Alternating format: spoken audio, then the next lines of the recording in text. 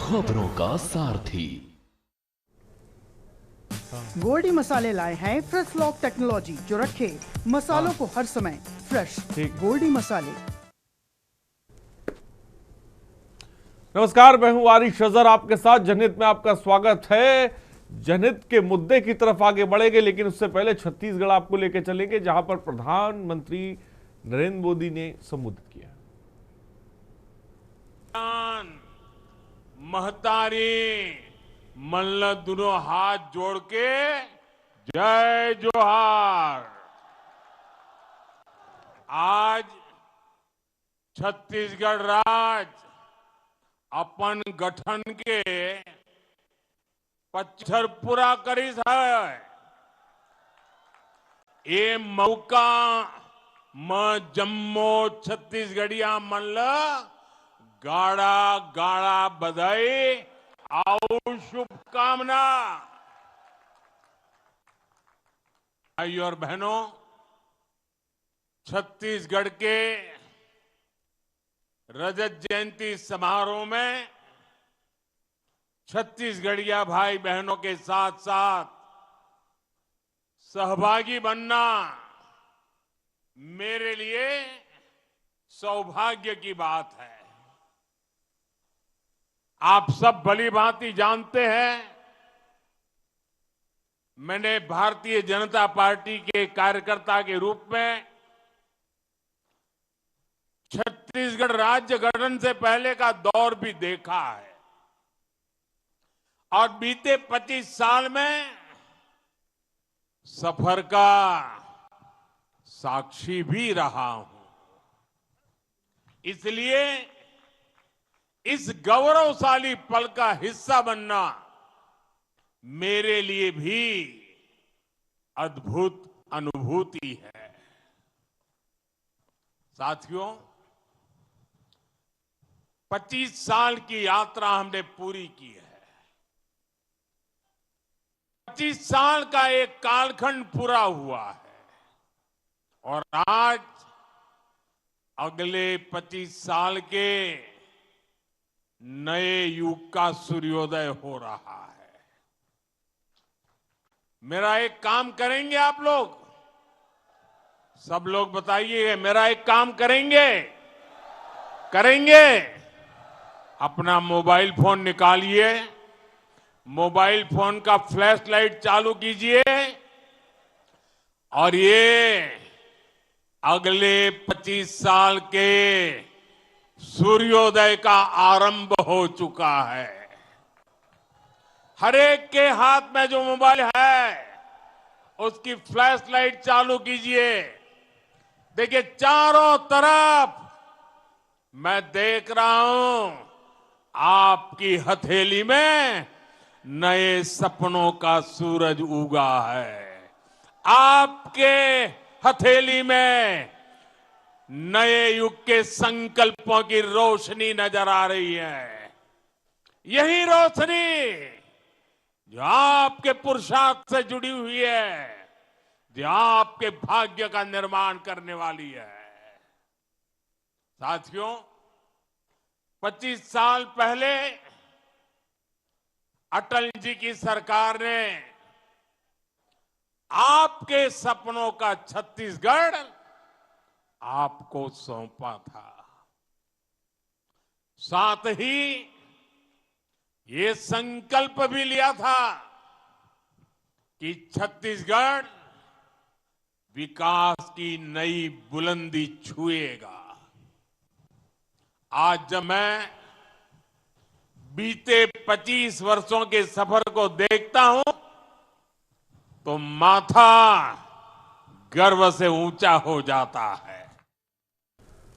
तो प्रधानमंत्री छत्तीसगढ़ रजत महोत्सव में पहुंचे हुए थे, जहां पर वो जनसभा को संबोधित उन्होंने किया। और जनहित में आज हम बात करने वाले हैं, पर्ची पर दवाई, इलाज नहीं कमाई।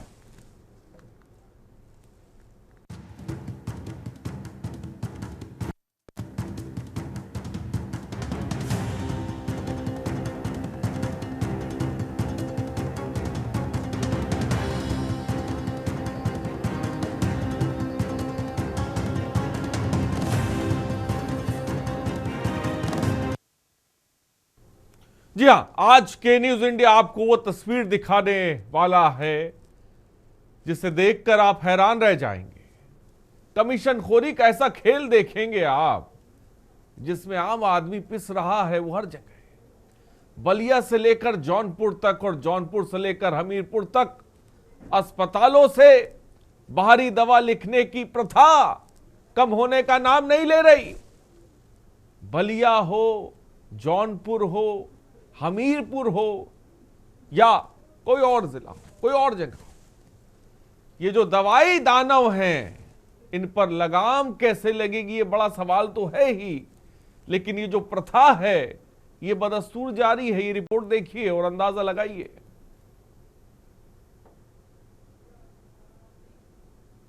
पर्ची पर दवाई, इलाज नहीं कमाई। बलिया में बाहरी दवा लिखने की कब टूटेगी प्रथा।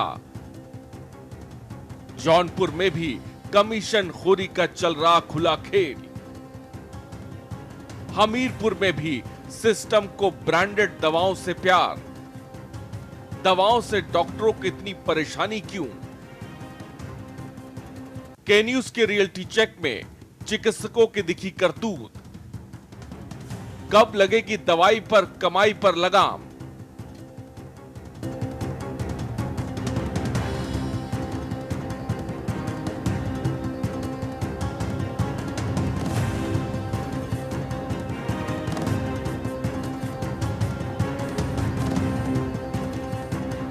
बलिया से लेकर जौनपुर तक और जौनपुर से लेकर हमीरपुर तक अस्पतालों से बाहरी दवा लिखने की प्रथा कम होने का नाम ही नहीं ले रही।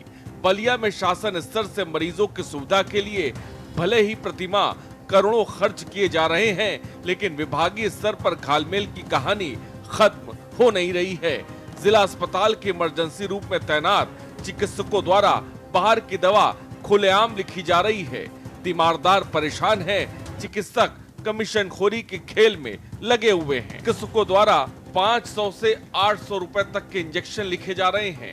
सीएमएस के नाक के नीचे ये सारा खेल चल रहा है, लेकिन देखने वाला कोई नहीं है। चिकित्सक चेकअप करने के बाद पॉकेट से एक पर्चा निकालकर उस पर बाहरी दुकान की दवा लिख दे रहे हैं। जिला अस्पताल में ऐसा हर दिन सैकड़ों मरीजों के साथ होता है। इसके बाद भी विभाग चुप्पी साधे हुए हैं। क्या लगता है आपको? ये हमारा भाई लगे, क्या हुआ है? उनको गांड में चोट है। कमर में चोट? हाँ एक्सीडेंट हुआ था क्या? हाँ, तो कब कब से आए थे? ये कल हो गए 2 दिन, 3 दिन। 3 दिन से भर्ती है। जिला अस्पताल से व्यवस्था मिल रही है? व्यवस्था क्या है, सब दवाई बाहर से लिख रहे हैं। दवा बाहर से? तो जिला अस्पताल में आपको बताया कि जिला अस्पताल में दवा और सुई जितना लगा है सब पैसे ही पाया है। अस्पताल में आए हैं इलाज कराने के लिए, आपकी सुविधाएं मिली हॉस्पिटल से? मिला है? जो दवाएं लिखी गई हैं जिला अस्पताल से लिखी गई हैं या बाहर से लिखी गई हैं? जी अस्पताल में लिखा हुआ, बस बाहर से दवा लगे बस। नहीं, आप जब डॉक्टर से इलाज कराने के लिए गए तो वो कहाँ की दवा लिखे हैं? बाहर की दवा लिखे हैं। क्या जिला अस्पताल में ये व्यवस्था नहीं है? जी नहीं है तभी तो। अच्छा, को लेकर क्या कहना चाहेंगे? नहीं, इसे अब संज्ञान में हमारे पास तो नहीं आई है। कोई ऐसी बातें आती है तो फिर आपको अपने जो प्रक्रिया होता है कि डॉक्टर को निर्देशित किया गया पहले से भी कि बाहर की जांच, बाहर की दवा ना लिखे, बार बार मैसेज दिया जाता रहता है। ऐसे लोग हमारे पास अभी नहीं आए। यदि आते हैं तो फिर हम उसकी जांच करवाएंगे और अपना जो हमारे सिस्टम है उसमें और मुस्तैदी और कड़की लाएंगे। कोई भी जनहित में कार्य में कोई बाधा ना हो और कोई लोग परेशान ना हो। वहीं दूसरी तरफ जौनपुर, जहां एक तरफ डिप्टी सीएम ब्रजेश पाठक का स्पष्ट आदेश है कि चिकित्सक बाहर की दवाएं नहीं लिखेंगे। इसको लेकर के न्यूज ने जौनपुर जिला अस्पताल की ग्राउंड जीरो से पड़ताल की, जिसमें ज्यादातर मरीज और तीमारदारों ने बताया जो पर्ची पर दवा लिखी जा रही है उसमें से कुछ दवा बाहर की लिखी जा रही है। कमीशनखोरी के खेल में हमीरपुर भी पीछे नहीं है। हमीरपुर के मौधा स्थित सामुदायिक स्वास्थ्य केंद्र में के न्यूज की टीम जब पहुंची तो सामुदायिक स्वास्थ्य केंद्र में निशुल्क इलाज की आस में आने वाले मरीजों की जेब ढीली की जा रही है। क्या बोला था आपसे कि बाहर से दवाएं लेके आओ? किस चीज की दवा लेकर आए हैं आप? खांसी की दवा बाहर से मंगाई गई है। तो किसी पर्टिकुलर मेडिकल स्टोर का नाम बताया गया था? किसी खास मेडिकल स्टोर का नाम बताया गया आपको? अच्छा, अधिकतर सबको। चाचा, ये दवा कहाँ से ला रहे हैं आप? मेडिकल से ला रहे हैं। तो डॉक्टर ने लिखी थी दवा आपको? अपने मन से? नहीं, डॉक्टर ने लिखी थी कि ले आओ वहाँ से। किस चीज़ के लिए दवा लिखी है? बोतल चढ़ाने के लिए है। कौन से मेडिकल स्टोर से लाए हैं? जिससे लाए हैं ये जो है बगल में। तो क्या बोतल चढ़ाने के लिए भी अस्पताल में चीज़ें नहीं है? ना टेप है ना ये है। क्या कुछ लेके आए हैं आप? हम लाए हैं शटक और टेप। अच्छा, एक मिनट। देखिए, यहाँ पे मरीजों की अधिकता रहती है, जिस वजह से कई बार इमरजेंसी में भर्ती होने पर मरीजों को आईवी सेट या कुछ खास साइज के सिरिंज की आवश्यकता पड़ जाती है, जो हमारे पास सप्लाई शॉर्ट हो जाती है। सप्लाई उसकी आपूर्ति सुनिश्चित हो जाएगी 2-4 दिनों में, लेकिन जब कभी इस तरह की व्यवस्था होती है तो जन औषधि केंद्र से हम लोग मरीज को लेने के लिए कह देते हैं। ओपीडी से लेकर इमरजेंसी में आने वाले मरीजों से बाहर की महंगी दवाएं, इंजेक्शन और अन्य सामान मंगाए जा रहे हैं। सवाल बड़ा है, एक तरफ सीएम से लेकर डिप्टी सीएम तक का निर्देश है और एक्शन है, वहीं दूसरी तरफ पर्ची पर दवाई और कमीशनखोरी का खुला खेल हर जगह देखने को मिल रहा है। बड़ा सवाल ये है कि कमीशनखोरी और ब्रांडेड दवाओं से प्यार सामुदायिक स्वास्थ्य केंद्र से कब खत्म होगा? सवाल बड़ा है।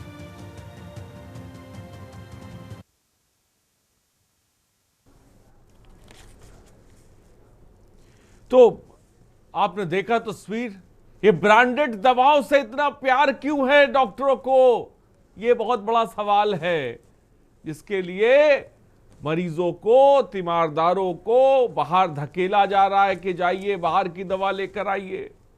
इसमें हमीरपुर भी है, इसमें जौनपुर भी है, इसमें बलिया भी है, इसमें और भी जिले हो सकते हैं।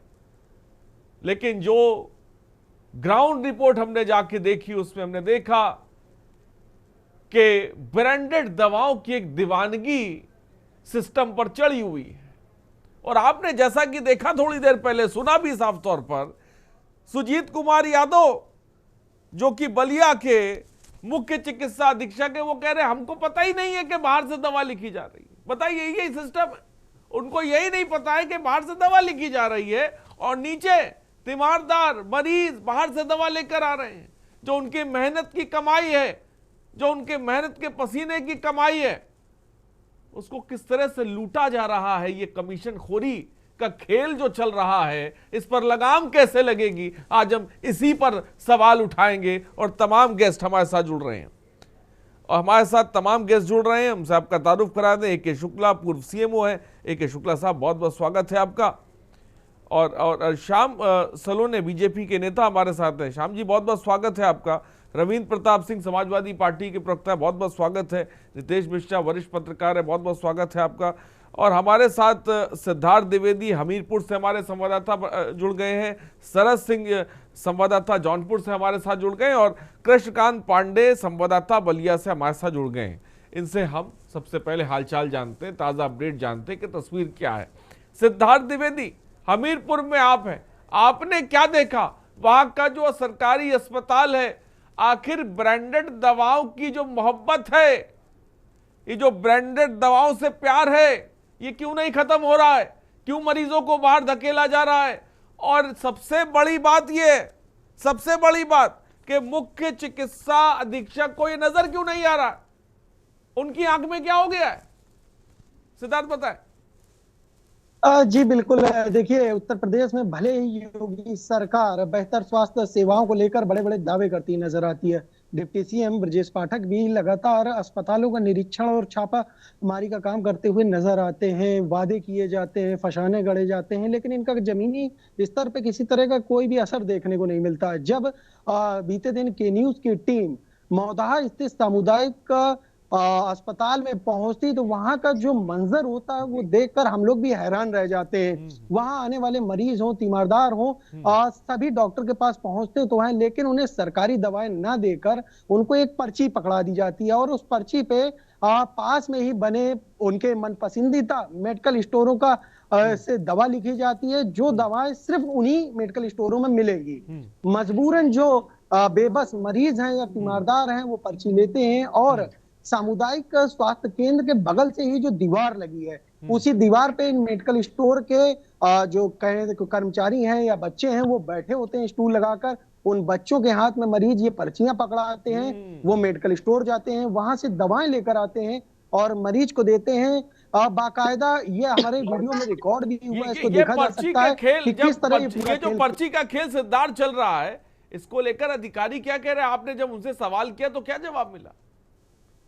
जी बिल्कुल, इसको लेकर जब अधिकारियों से सवाल किया गया तो अधिकारी बसते हुए नजर आए और सरकारी हवाला देते हुए नजर आए कि सरकार के द्वारा उनके पास दवाएं पहुंचाई नहीं जा रही हैं, दवाइयों की कमी है, जिसके चलते उन्हें मरीजों से मजबूरी में आकर बाहर की दवाएं लिखनी पड़ती हैं। लेकिन एक ऐसा दृश्य हम लोगों ने देखा जब हम सामुदायिक स्वास्थ्य केंद्र मौदाहा पहुंचे कि वहां बोतल चढ़ाने वाली जो प्लास्टिक की ड्रिप आती है जिसे VI सेट कहते हैं कि वो भी हॉस्पिटल में मौजूद नहीं है, वो तक जो मरीज है उससे स्वयं मंगाई जा रही है उसके लगाने के लिए। जी ठीक, बड़ी बात कही। सरस सिंह, आपके पास क्या जानकारी है, क्या तस्वीर जौनपुर में है? मैं चाहूंगा बताएं अस्पतालों की, सरकारी अस्पतालों की, और वहां पर क्या खेल चल रहा है, कमीशन खोरी कैसे धड़ल्ले से चल रही, मैं चाहूंगा बताएं। जी आरिफ, आपको बता दें कि जौन जिला अस्पतालों की बात करें तो जो डिप्टी CM ब्रजेश पाठक का सख्त निर्देश है कि कोई भी डॉक्टर बाहर की पर्ची न लिखे। लेकिन अगर आज हमने जब के न्यूज की टीम ने ग्राउंड जीरो पर जाकर लोगों से बात की, ऑन ऑफिशियल बात की, तो लोगों का साफ कहना था कि जो बेसिक दवाएं हैं वो जिला अस्पताल में मौजूद है, उसके अलावा कोई भी अगर आप दवा लेते हो तो वो दवा आपको बाहर से मिलती है। वहीं बात करें जिला अस्पताल के इर्द गिर्द लगभग दर्जनों मेडिकल स्टोर संचालित है जो फल फूल रहे हैं। वहीं बात करें जौनपुर में तो स्वास्थ्य विभाग एक्टिव मोड पे है। अगर पिछले 1 महीने के अंदर बात करें तो आधा दर्जन भर से अधिक जो ये अस्पताल है जो गैर तरीके से चल रहे हैं उनको स्वास्थ्य विभाग ने छापेमारी कर बंद कर दिया है। लेकिन जो जिला अस्पताल के पास इर्द गिर्द मेडिकल स्टोर है वो भी कुछ जो अल्ट्रासाउंड केंद्र है, एक्सरे केंद्र है, जो भी धड़ल्ले से बिना स्वास्थ्य विभाग के दिशा निर्देश से बिना नियम कानून के चल रहे हैं उसको भी फॉलो नहीं किया जा रहा है। लेकिन जिस तरीके से अगर दवाओं की बात करें आरिफ, तो जो यहाँ पे जौनपुर जिला अस्पताल की बात करें तो जो बेसिक दवाएं हैं वो जिला अस्पताल में अवेलेबल है। उसके अलावा अगर आप कोई दवा लेना चाहते हैं तो वो आपको लगभग कुछ दवाएं तो जरूर जिला अस्पताल में मरीजों ने बताया मिल जाती है, लेकिन और भी दवा अगर आपको चाहिए बाहर में।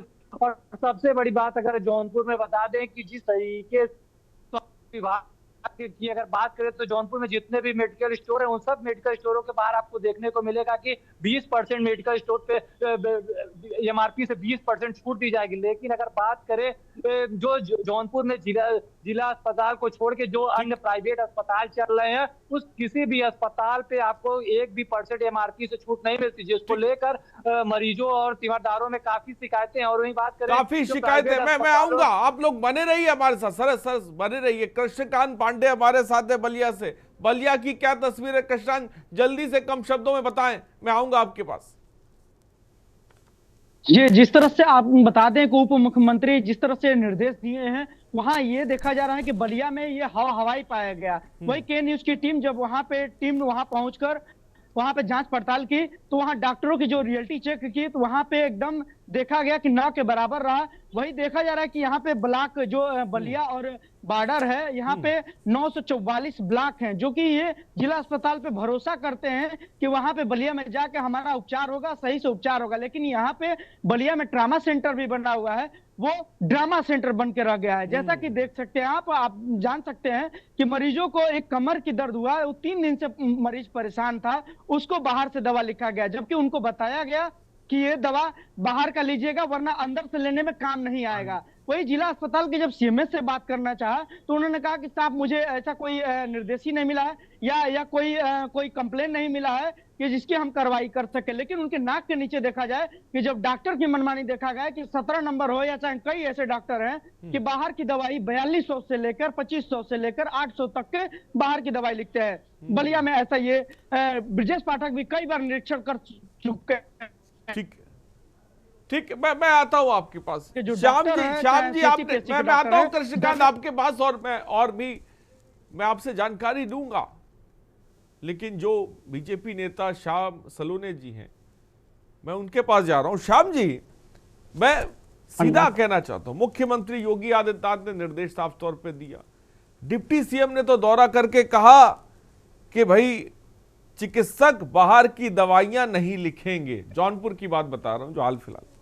उसके बावजूद भी श्याम जी हम ये देख रहे हैं कि ये जो ब्रांडेड दवाओं का प्यार है सिस्टम को, ये नहीं खत्म हो रहा है, और आम आदमी की मेहनत की कमाई ये कमीशन खोर चूस रहे हैं। क्या कहेंगे श्याम जी इसमें?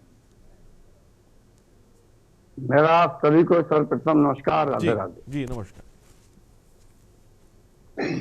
अजहर साहब, देखिए, सरकार योजनाएं देती है, सरकार सख्ती करती है, लेकिन कुछ दूषित और कुंठित मानसिकता के कर्मचारी और अधिकारी हर विभाग में मिलते हैं। ये कहना कि मैं पिछली सरकार पर दोष दे दूं, बात आ जाएगी क्या पिछली सरकार में क्या कर रहे हो, लेकिन ये सच्चाई है कि सरकार ने बहुत हद तक इस पर अंकुश लगाया है। हम लोगों की सोच को नहीं बदल सकते हैं, हम अपनी ताकत दिखा सकते हैं, नहीं कुछ मानसिकताएं। अजहर साहब, ऐसे व्यक्ति बैठे हुए हैं अभी कर्मचारियों के रूप में, अधिकारियों के रूप में, जो क्योंकि सरकारी अस्पताल में जाता कौन नहीं। श्याम जी, मेरा तो सवाल बहुत सीधा है। श्याम जी, मेरा सवाल बहुत सीधा है। जब डिप्टी सीएम ब्रजेश पाठक का डर नहीं है, जब डिप्टी सीएम का डर नहीं है उनके अंदर, जब वो पहुंचकर जौनपुर में कह रहे हैं, तो उसके बावजूद भी कमीशन खोरी चल रही है। और इसीलिए हम कह रहे हैं कि पर्ची पर दवाई और इलाज नहीं, ये कमाई हो रही है। इसलिए तो हम कह रहे हैं सर, तो कहां से खौफ पैदा करेंगे इनके अंदर? बस यही मैं जानना चाहता हूं सर। मैं आ रहा हूं आपके पास, मैं बॉटम से लेकर के चल रहा हूं कि सरकारी हॉस्पिटल्स में वो लोग जाते हैं जो बहुत गरीब होते हैं, पैसे वाला नहीं जाता, उसको सरकारी हॉस्पिटल्स की आवश्यकता नहीं है। गरीब व्यक्ति जिसके पास पैसा नहीं है वो हॉस्पिटल में जाता है, क्योंकि ये लोग जानते हैं अच्छी तरीके से कि ये ऐसा तबके का व्यक्ति है, ये अपनी शिकायत ऊपर नहीं कर पाएगा, उसको दबाने की कोशिश करते हैं, उसको पर्चियां लिखी जाती हैं। थोड़ा भी एक्टिव व्यक्ति जब होता है, उसको ये ना तो बाहर की पर्ची लिखते हैं, ना उसके साथ में किसी तरीके का व्यवहार करते हैं, क्योंकि गांव का व्यक्ति है, गरीब व्यक्ति है, परेशानी में जा रहा है। मैंने अभी आपके चैनल के माध्यम से देख रहा हूं कि फांसी की दवा बाहर से मंगा रहे हैं, और सीएमओ की मेरी जानकारी होता क्या है कि ये सब जानकारी में होता है। अभी एक हमारे एक्स सीएम साहब, सीएमओ साहब बैठे हुए हैं, इनकी सब जानकारी में होता है, और इनका पूरा आश्वासन होता है, इसको पूरा आशीर्वाद देते हैं कर्मचारियों को, इनके कॉर्पस होते हैं। हर हॉस्पिटल में इनका एक बंदा शायद होता है कि जाओ तुम ये करो, इनको मिल जाएगा। और सरकार बहुत सक्रिय करती है, 85% आज सरकार ने सुधार किया है। अजहर साहब, 15% अभी भी ऐसे बेईमान घूसखोर कर्मचारी अधिकारी हैं जो सरकार की योजनाओं को पलीता लगा रहे हैं, गरीबों का खून को। हम तो श्याम जी एक जगह की बात नहीं कर रहे हैं, हमने तो बलिया, जौनपुर, हमीरपुर की खबरें दिखा रहे हैं, और तस्वीरें भी दर्शक देख सकते हैं। देखिए पर्ची कैसे दी जा रही है। ये पर्ची दी जा रही है कि बाहर से दवा ले आइए जाकर, ब्रांडेड दवा ले आइए जाकर। दवाएं हैं, लेकिन उसके बावजूद भी गरीबों को बाहर धकेला जा रहा है। हमारे साथ समाजवादी पार्टी के प्रवक्ता भी इस वक्त हैं, और उनसे भी चर्चा करेंगे, सवाल पूछेंगे। रुकते एक छोटे से ब्रेक के लिए, हम जल्द हाजिर होंगे, बने रहिए हमारे साथ। आप देख रहे हैं के न्यूज।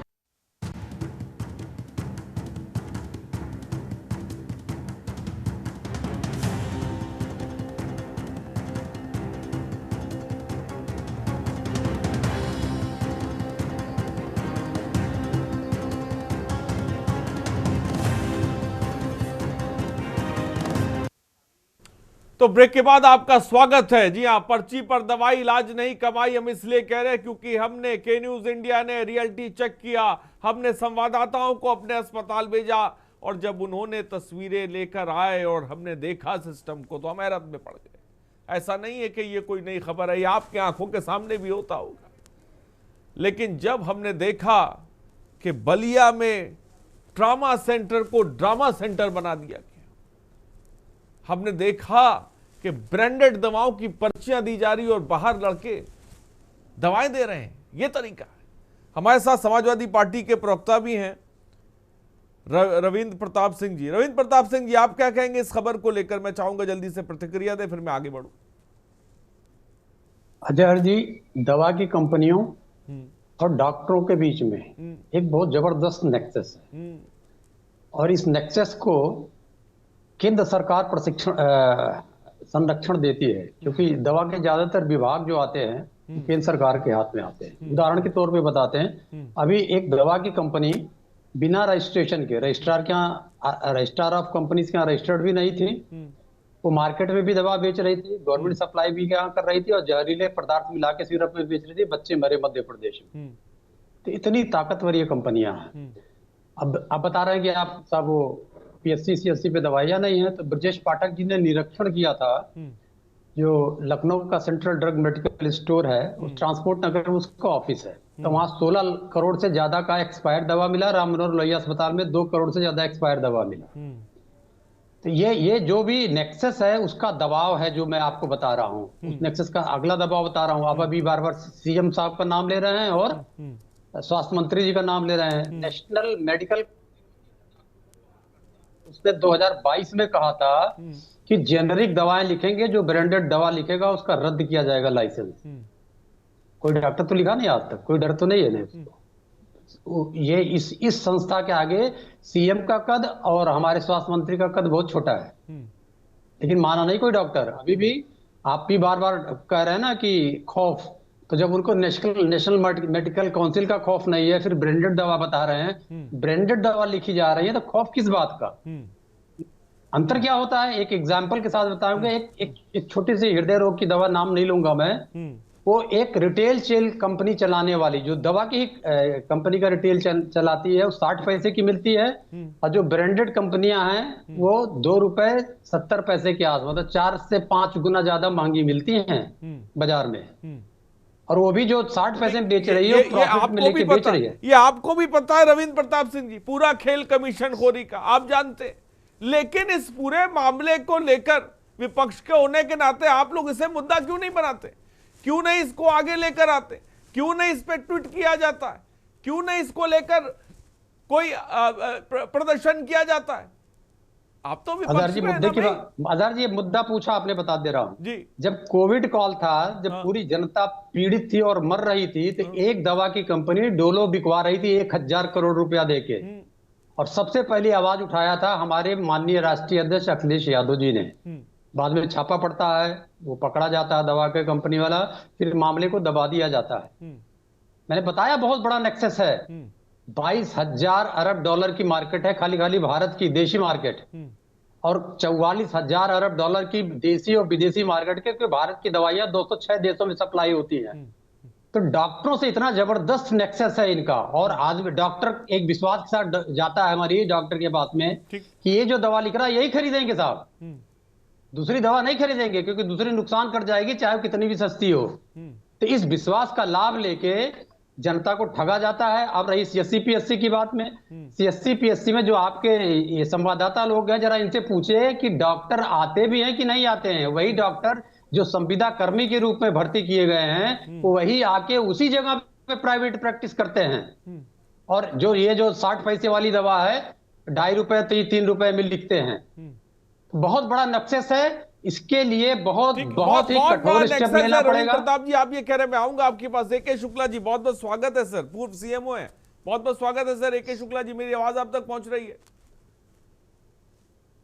AK शुक्ला जी, मेरी आवाज आप तक पहुंच रही है? एक बड़ी बात सर कही जा रही है, और ये कोई छिपी नहीं है किसी से, कि एक नेक्सस काम कर रहा है दवा कंपनी और डॉक्टर के बीच। हम खबरें दिखा रहे, बलिया, हमीरपुर, जौनपुर, जहां पर पर्ची पर दवाई है, इलाज के नाम पर कमाई है, ये तमाम चीजें देखने को मिल रही हैं। ये जो सिस्टम पैदा हो गया है, जो आम आदमी की मेहनत की कमाई को चूस रहा है, इस पर कैसे लगाम लगाई जाएगी सर? आपने तो बहुत समय सिस्टम में दिया है, बहुत काबिल है, बहुत आलिम है, कैसे लगाम लगाई जाएगी? देखिए, इस तरीके की जो एक्टिविटीज है इस पे लगाम लगाना कोई मुश्किल नहीं है। सरकार में इसकी इच्छा शक्ति होनी चाहिए।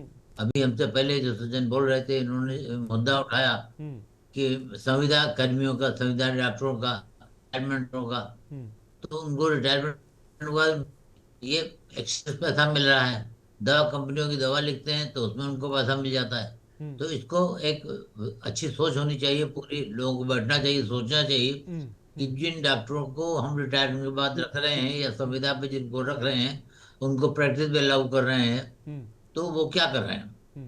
क्योंकि एकदम से ये जो समस्याएं बढ़ी हैं पिछले कुछ ही सालों में बढ़ी हैं, और इसलिए जरूरी है कि इनको रोका जाए, दवाइयों को रोका जाए। और दूसरी बात है, अगर बहुत सी ब्रांडेड दवाएं इतनी महंगी बाजार में बिक रही हैं, तो इनकी बिक्री को रोकना तो सरकार के हाथ में है। सरकार रोक सकती है।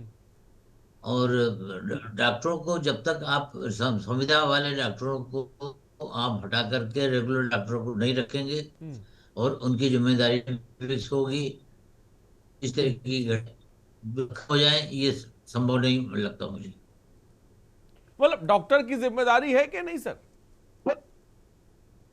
डॉक्टर की जिम्मेदारी है, डॉक्टर की जिम्मेदारी है, लेकिन समस्या है जिन डॉक्टरों को आपने काम पे बिठा रखा है वो काम कर रहे हैं कि नहीं कर रहे हैं, तो वो भी ह्यूमन बीइंग है। अगर रिटायरमेंट के बाद उनको काम मिल रहा है। AK शुक्ला जी आपके पास आ रहा हूँ। गिरीश, एक दर्शक हमारे साथ जुड़ गए। गिरीश जी, बहुत बहुत स्वागत है, बोलिए क्या कहना चाहेंगे आप? मैं ये कहना चाहता हूँ कि केंद्र सरकार ही देश को लुटवा रही है। सारी दुनिया में ऐसा नहीं होता है कि दो तरह की दवाएं देश में बिकती हों, एक जेनेरिक एक ब्रांडेड। दवा तो दवा है ना, एक नाम से एक जैसी दवा पूरे भारत में क्यों नहीं बिकती? क्यों नहीं बिकती? क्योंकि एक एक गोली पर हजारों करोड़ रुपया मोदी सरकार घूस ले रही है, इसलिए नहीं बिकती है। क्योंकि जब सारी दुनिया में दवा एक जैसी बिकती है तो यहाँ दो तरह की दवाएं क्यों हैं? जब दो तरह की दवाएं हैं तो ये ब्लैक मार्केटिंग इसी तरह होती रहेगी, जनता इसी तरह ठगी जाती रहेगी, मोदी साहब की जो है सरकार बनी रहेगी और मोदी साहब इसी तरह मूर्ख बनाते रहेंगे हिंदुस्तान को। गिरीश जी, बात आ गई आपकी, बहुत बहुत शुक्रिया हमसे जुड़ने के लिए, अपनी बात को रखने के लिए। वरिष्ठ पत्रकार नितेश मिश्रा जी में वैसे नितेश जी, नेक्सस का जिक्र एक तरफ बात की जा रहा है, ये नेक्सस टूट नहीं रहा। AK शुक्ला जी जो कि पूर्व CMO है वो अलग बात कह रहे हैं, वो कह रहे हैं कि भाई इसमें डॉक्टर क्या कर सकते हैं। भाई बहुत कुछ है, डॉक्टर ही कर सकते हैं, सरकारें भी कर सकती हैं, एडमिनिस्ट्रेशन सिस्टम भी कर सकता है, लेकिन क्या सिस्टम बिल्कुल नाकारा हो गया है कि वो करना नहीं चाहता? क्या कहेंगे? देखिए, सबसे पहले तो आप सभी बधाई के पात्र, और न सिर्फ जनता के बीच लेकर आया बल्कि सरकार की आंख खोलने का भी काम किया, तो इसके लिए मैं KNews की टीम को बधाई देता हूँ। वह रिटायर्ड संभवतः है। मैं जहां तक मुझे जानकारी है कि पहले कभी कभार जब पेशेंट डॉक्टर्स के पास पहुंचते थे तो उनके पास एक रफ चिट रखी है। सिचुएशन देखने के बाद जब उनके पास दवा की अवेलेबिलिटी थी तो वो बाहर से दवा लिख देते थे। वहां पर एक मानवीय गुण होता था, क्योंकि डॉक्टर को धरती पर भगवान का दूसरा रूप कहा जाता है, तो उनके अंदर एक मानवीय गुण होता था कि ये पेशेंट आया है, ये दवा इस वक्त हमारे पास स्टॉक में नहीं है, तो ऐसे में इनको बाहर से अगर ये दवा लिख दी जाए तो पेशेंट को जल्दी रिलीफ मिल सकता है। लेकिन उसके बाद धीरे धीरे यही चीज बन जाता है एक नेक्सस का रूप, जैसा समाजवादी पार्टी के नेता ने कहा। तो सर, नेक्सस जो बनते हैं वो पार्टी राजनीतिक दलों को उनके संरक्षण के बिना नहीं बनते हैं। I am telling you clearly, either it's Sapa और बीजेपी और कांग्रेस, कोई भी राजनीतिक दल है, उन इन नेक्सस के बारे में सब जानते हैं, सब समझते हैं। रही बात तोड़ने की, इस नेक्सस को तोड़ने के लिए दृढ़ इच्छा शक्ति चाहिए। साहब, मेरे पास तो खुद ऐसे ऐसे वीडियोस मौजूद हैं, मैंने कई बार खबरें भी चलाई हैं। यू वुडंट बिलीव कि अब सरकारी अस्पतालों में मेडिकल रिप्रेजेंटेटिव भी जाते हैं, उनको रोक होती है, लेकिन थोड़ा जैसे वो समय पाते हैं डॉक्टर साहब के पास जाते हैं। डॉक्टर्स MR, जैसे हम लोग छोटे थे तो देखते थे, हम लोग MR से अट्रैक्ट सबसे ज्यादा किस चीज के लिए होते थे? Because they use fluent English. तो हम लोग जब डॉक्टर के पास जाते थे तो उस समय बात समझ में नहीं आती थी, तो जब भी डॉक्टर के पास मिलने जाते तो एक शिष्टाचार के तौर पर गिफ्ट लेकर जाते थे। लेकिन ये नहीं पता होता था कि वो जो गिफ्ट होता था वो भविष्य में आने वाले लिए एक एटम बम होगा, और आज चिकित्सा व्यवस्था में वही एटम बम फट रहा है। और ऐसा नहीं है कि डिप्टी सीएम, स्वास्थ्य मंत्री ये सब जानते नहीं है। शिकायतें मिलती हैं, कार्रवाइयां हो रही हैं, लेकिन अभी भी ये पूरा नेक्सस चल रहा है। सरकारी अस्पतालों के बाहर अगर आप लोग ध्यान से देखेंगे तो प्राइवेट अस्पतालों के बैनर लगे हुए हैं। क्यों? क्योंकि इस पर कई लोगों से मैंने चर्चा की तो उनका ये भी कहना है कि सरकार प्राइवेटाइजेशन को बढ़ावा दे रही, तो संभवतः इसके लिए सरकारी व्यवस्था पर लोड कम करने के लिए समस्याएं हैं, तमाम व्यवस्थाएं हैं, जिन व्यवस्थाओं को अगर सुचारू रूप से किया जाए। सबसे पहली बात तो सोचने वाली बात है कि डॉक्टर साहब जो दवा लिख देते हैं वो अस्पताल में नहीं मिलती है, वो पूरे आपको जनपद में कहीं नहीं मिलेगी। उसका एक अकेला ही मेडिकल स्टोर होगा जो सिर्फ वही दवा मिलेगी। क्या वो डॉक्टर साहब की राइटिंग का कमाल होता है, या उसमें कोई ऐसा चिप लगाया जाता है कि जैसे ही वो राइटिंग मेडिकल स्टोर संचालक के पास पहुंचती है वो समझ में आ जाता है? तो कहीं ना कहीं एक नेक्सस बड़ा है और इसको तोड़ने के लिए दृढ़ इच्छा शक्ति की जरूरत है। आज ये फैशन बन गया आपने कही, मैं इसी पे श्याम जी, क्या दृढ़ इच्छा शक्ति की जो बात निषेध मिश्रा जी कह रहे हैं, जो बात पूर्व सीएमओ भी कह रहे हैं, के शुक्ला जी, वो तो नहीं मान रहे हैं। वो कह रहे हैं कि भाई इच्छा शक्ति होनी चाहिए। तो क्या इच्छा शक्ति नहीं है? क्या इच्छा शक्ति नहीं है सिस्टम को बेहतर करने के लिए, इस नेक्सस को तोड़ने के लिए? आप खुद देख सकते हैं जाकर। ऐसा नहीं है कोई अनोखी चीज बता रहा हूं, ये आम चीज है, कहीं पर भी जाइए दिखाई पड़ेंगी। एक सर दर्द की गोली आपको हजारों की तादाद में मिल जाएंगी, अलग अलग ब्रांड की। क्या कहेंगे श्याम जी? अजय साहब, मैं बड़ा स्पष्ट शब्दों में ये बात कह रहा हूं। सरकार ने जिस तरीके से पाबंदियां लगाई हैं, अंकुश लगाया है, सिस्टम बहुत बिगड़ा हुआ था। अभी समाजवादी पार्टी के मित्र ने पूरा केंद्र सरकार का हवाला दे दिया, पूरा ठीकरा सरकार पर फोड़ दिया। मैं कहता हूं केंद्र सरकार मोदी जी जब से आए हैं तब से बहुत कुछ संशोधन हुआ, भ्रष्टाचार कुछ बढ़ गया है। लेकिन अभी भी मैं ये स्वीकार कर रहा हूं कि हाँ, कुछ प्रतिशत लोग रह गए हैं जिनको समझ नहीं है, जिनके लिए माफी चाहता हूं, मैं बीच में बोलना चाहूंगा। मैं सलोनी जी से पूछना चाहूंगा, वो जिला अस्पताल कितनी बार गए दवा लेने? वो किस जिला अस्पताल में दवा लेने गए हैं? अगर कभी आज तक वो जिला अस्पताल में अपनी दवा लेने गए हो तो उसका पर्चा सार्वजनिक कर दें। सर, व्यवस्था को समझिए। यहाँ पर बात प्रधानमंत्री मोदी की और योगी आदित्यनाथ की और अखिलेश यादव की नहीं हो रही है। मैटर जनता का है। जनता को रिलैक्स चाहिए। 10 साल से आप सरकार में हैं, सेंट्रल में भी हैं, स्टेट में भी हैं। अब आप ये मत कहिए, आपने अभी एक बात कही कि सर वर्तमान समय की जो तमाम कर्मचारी हैं वो तरह से ग्रसित हैं। अरे तो सर उनको हटाइए, नई नियुक्तियां दीजिए, तमाम टैलेंटेड। सही बात कह रहे हैं, सही बात कह रहे हैं श्याम जी। आप वो भी नहीं दे रहे हो, प्रदर्शन कर रहे हैं, उनको नौकरियां नहीं मिल रही हैं। सर ये क्या है? श्याम जी बोले। श्याम जी सर सुन लीजिए सर, मिश्रा जी नाराज ना होइए। नहीं, बिल्कुल नाराजगी वाली बात नहीं है। ही होता है नहीं, आप पत्रकार बंधु हैं, आपका काम है टोकना, और बीच में अगर कहीं कुछ गलत लग रहा है नहीं, इसमें तो नाराजगी वाली बात नहीं सर। श्याम जी, ये तो बहुत आक्रोश वाली बात हो जाती है जब हम लोग ऐसा देखते हैं। जब हम लोग ऐसा देखते हैं कि गरीब आदमी, जो आम आदमी है, उसको जब लूटा जाता है तो ये तो आक्रोश पैदा करने वाली बात होती है। इसमें कोई नाराजगी वाली बात भी नहीं। हम तो अजय साहब, मैं तो ऐसी डिबेट में बैठता हूँ जी, चलिए बोलता हूँ। हाँ, मानना पड़ेगा। आप बात रखते हैं, आप बात रखते हैं आके। हाँ, जहाँ गलती दिखती है हम उससे बोलते हैं, जहाँ हमको लगता है कि हमारी सरकार के कहीं की कमी रह गई है हम उसको स्वीकार करते हैं। पहले डिप्टी सीएम है, जो स्वास्थ्य मंत्री है। आपकी आवाज श्याम जी थोड़ा सा रुक रुक के आ रही है। मैं रविंद्र प्रताप जी के पास जैसे पहले ए.के. शुक्ला जी के पास जाऊंगा। ए.के. शुक्ला जी, आपने कहा, और मैं चाहूंगा तमाम जो संवाददाता हमारे साथ जुड़े हुए हैं फिलहाल उनका बहुत बहुत शुक्रिया जुड़ने के लिए। सरस आपका बहुत बहुत शुक्रिया, सिद्धार्थ आपका बहुत बहुत शुक्रिया, कृष्णकांत आपका बहुत बहुत शुक्रिया, आप सबका शुक्रिया। लेकिन फिलहाल ए.के. शुक्ला साहब, आपने कहा नेक्सस तोड़ने की जब मैंने बात कही, आपने संविदा के डॉक्टरों का जिक्र कर दिया, लेकिन आपने ये नहीं कहा कि भाई इसमें आपको ये साफ तौर पर ये जो कमीशन खोरी का खेल आज से नहीं चल रहा है सर, बहुत पहले से चल रहा है।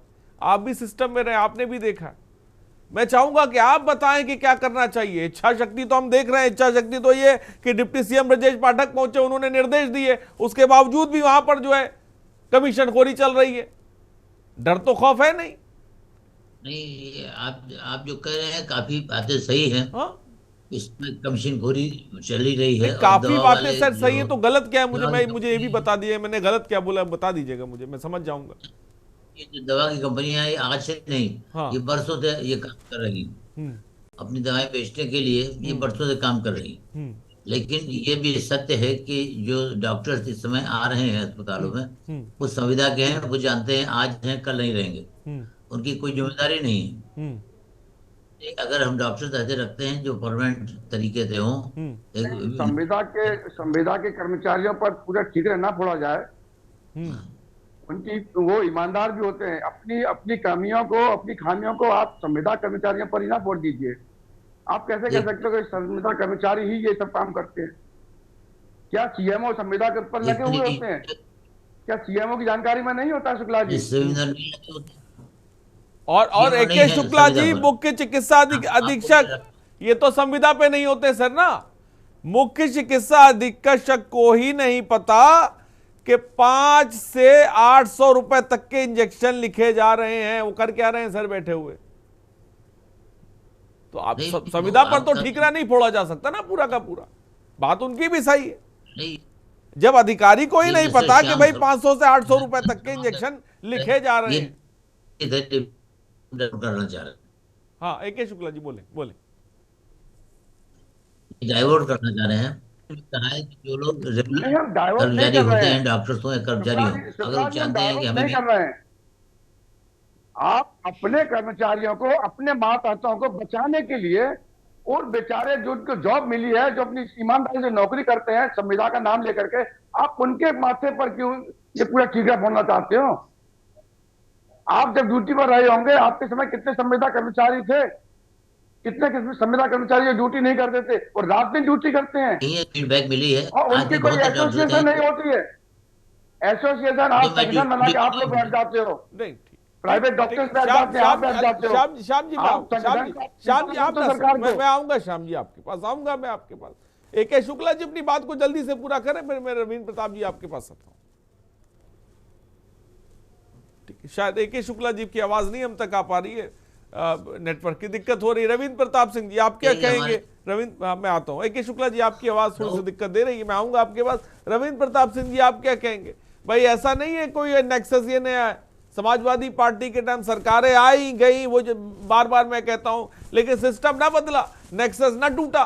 सरकारें आती गई, आपकी भी रही, बीजेपी आई, फिर समाजवादी पार्टी, मतलब तमाम चीजें होती रही, लेकिन ये चीज नहीं बदलती है। मैं नजर आई, क्यों नहीं नजर है? रविंद्र प्रताप सिंह जी मैं बताता हूं आपको। सबसे पहले तो ये आप समझिए, दवा की कंपनियां डॉक्टरों को देश विदेश की हवाई यात्रा कराती हैं, 4 पहिया स्पॉन्सर करती है, फ्लैट और बहुत सारी चीजें स्पॉन्सर करती है। अब सवाल है कि इस पे रोक कैसे लगाई जाए। बात कंक्लूड हम यहीं से कर सकते हैं जी। हमारे पास है एक drug and price control act. अगर इसका हम विस्तार कर दें, अभी इसमें सीमित हैं, मान लीजिए अगर 100 दवाइयां हैं तो DPCA केवल 10 दवाइयों पे लागू होता है। तो DPCA को हमको का दायरा बढ़ाना पड़ेगा। दूसरा, ड्रग एंड कॉस्मेटिक्स एक्ट में जो ये ब्रांड लिखा जाता है, ड्रग एंड कॉस्मेटिक्स एक्ट में कहीं लिखा ही नहीं गया है कि आप ब्रांड दीजिए। तब भी हमारे ड्रग कंट्रोलर ब्रांड देते हैं दवाई कंपनियों को, उस ब्रांड देने पे प्रतिबंधित किया जाना चाहिए।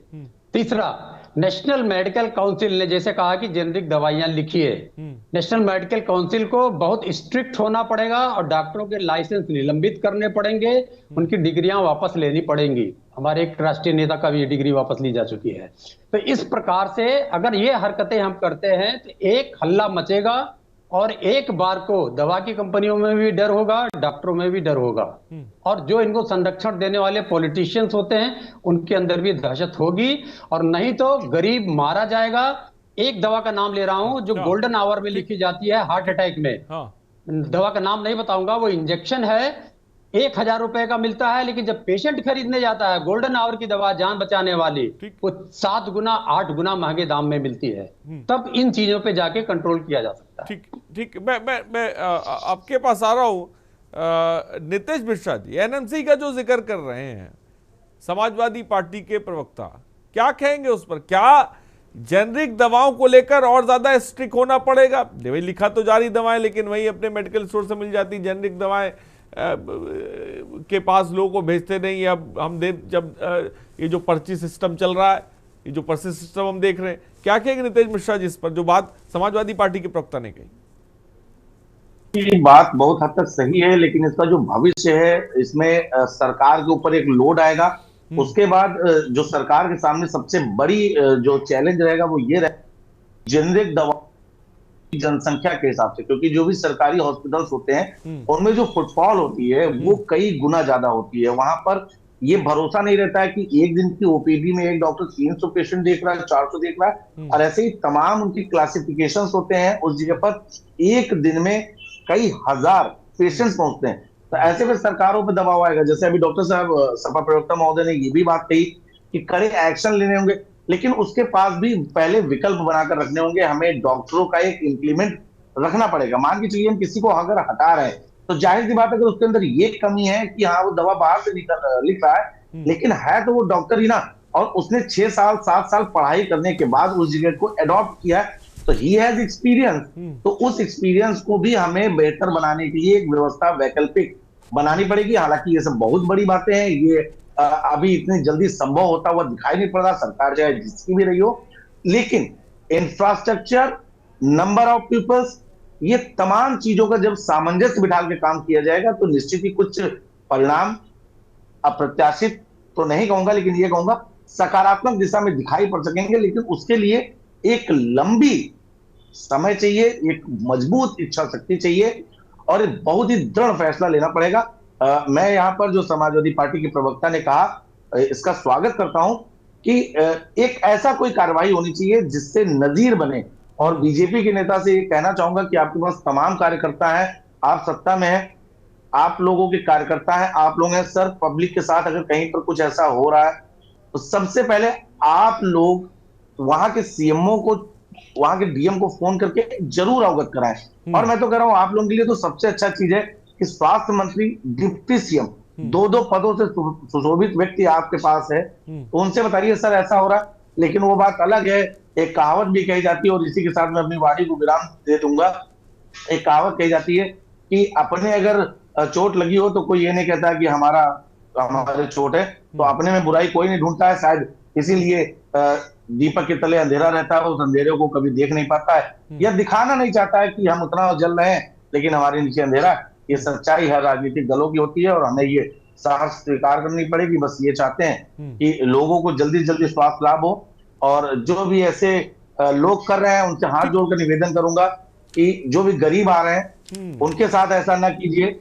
बहुत मेहनत से वो कमाते हैं, जितना हम लोग दिन भर में उड़ा देते हैं, उनके लिए वो कई दिन की मजदूरी होती है, तो ऐसा उनके साथ कदापि ना करें। बहुत बड़ी बात कही, बहुत मार्मिक बात कही, ये समझने की जरूरत है सिस्टम को भी। और श्याम जी, जैसा कि हमने देखा कि राजनीतिक जब भी चुनाव होता है तमाम कार्यकर्ता इधर से उधर दूसरे राज्य भेज दिए जाते हैं।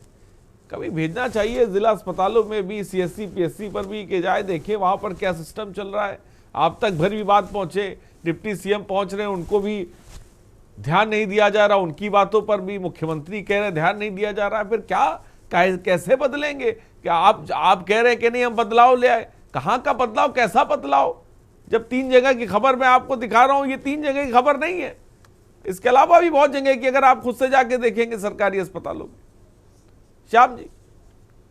अजहर साहब, मैं आपको एक बड़ी सच्ची बात बतला रहा हूं जी, और मैं रविंदर भाई साहब से और नीतीश भाई साहब से सहमत हूं। उनके सजेशन जो है अच्छे लगे हैं।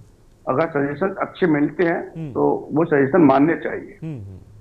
जनहित में अगर कोई सुझाव, वही हमारे विपक्ष की पार्टी का हो या कोई अन्य सामाजिक व्यक्ति सुझाव देता है और जनहित में है, तो उनको मानना चाहिए। तो मैं समझता हूं कि मेरी सरकार के नुमाइंदे भी मेरी सरकार भी सुनेगी और इन पर भी विचार करेगी। लेकिन मैं एक बात बताऊं, निमेश जी जैसा कह रहे थे कि हम लोगों को जानना चाहिए, आप सच मानिए मैं आगरा से हूँ, मैं आगरा के जिला अस्पताल में, मैं आगरा के हमारे एसएन हॉस्पिटल है, हम इनमें कई बार गए। होता क्या है, मेरे कई लोग, हम किसी को डॉक्टर को फोन करते हैं कि डॉक्टर साहब मैं इसको भेज रहा हूँ, थोड़ा देख लीजिएगा। अब होता क्या है उस समय कि वो डॉक्टर समझ जाते हैं ये सरकारी है, ये व्यक्ति ने भेजा है, उसके साथ में ऐसी कोई बात होती नहीं है, वो हमें कोई रिपोर्ट ऐसी देते ही नहीं है। कहते हैं बहुत अच्छा डॉक्टर साहब ने बड़ा हमको देखा, अच्छे से दिया, दवाई भी दिया, देखा भी, फिर 2 दिन बाद बुलाया है, तो हम लोगों की नजर में छवि उनकी बहुत अच्छी बन जाती है। लेकिन सच्चाई ये है कि जो प्राइवेट हॉस्पिटल है, मैं यहाँ पर आगरा में प्राइवेट बहुत हॉस्पिटल, और ये लगभग हर शहर में है, प्राइवेट हॉस्पिटल में प्राइवेट डॉक्टर का टारगेट है कि मैं आज एक दिन में 50 पेशेंट देखूंगा या 100 देखूंगा। एक डॉक्टर एक पेशेंट केवल देखने के 1000 रुपए ले रहा है, तो एक दिन में वो 1-1 लाख रुपए ले रहा है, और सरकारी वाले उतना नहीं मिलता है, तो वो उस कंपटीशन में आ जाते हैं कि हम क्यों पीछे रहे, हम भी, हमारी योग्यता भी इतनी है, तो वो सैलरी के अलावा। अरे सर वो ले रहे हैं, अगर वो ले रहे हैं तो उसके लिए बैठे हुए ना तमाम अधिकारी, आपने बैठा ले, वो क्या कर रहे हैं, वो क्या एसी में बैठे हवा खा रहे हैं? मैं वही बोल रहा हूँ, वो आराम करेंगे क्या? अजब साहब मैं वही बोल रहा हूँ, मैं वही बोल रहा हूँ कि इसके लिए, क्योंकि मैं टीवी पर हूँ, बहुत सी बातें मैं नहीं बोल पाता हूँ, लेकिन मैं इतना बोल रहा हूँ, उसके लिए कुछ विपक्ष को भी आवाज उठानी होगी कि ये प्राइवेट डॉक्टर्स की फीस इतनी जो बड़ी बड़ी हो रही है, इसमें कटौती होनी चाहिए। ये एक पेशेंट को देखने का, पर्चा लिखने का 1000 रुपए लेते हैं, क्यों लेते हैं? इस पर थोड़ा सा सरकार को ध्यान और देना होगा। चैनल के माध्यम से अपनी सरकार की बात कह रहा हूँ। चलिए मैं आता हूँ आपके पास, श्याम जी मैं आऊंगा। Doctor A K. शुक्ला जी, मैं आपसे भी चाहूंगा, क्योंकि जनहित का मुद्दा है, और मैं आपसे चाहूंगा कि आप क्या सजेस्ट कर सकते हैं, क्या कुछ करा जा सकता है ताकि के जो गरीब लोग हों, इनकी मेहनत की जो कमाई हो, वो ऐसे कमीशन खोर लूट ना पाए? क्या किया जा सकता है आपके हिसाब से? संविदा वाले मामले को इतर रखकर आप क्या सोचते हैं? किसी भी जो सिस्टम है इसका प्रॉपर सुपरविजन से इस पे कंट्रोल हो सकता है।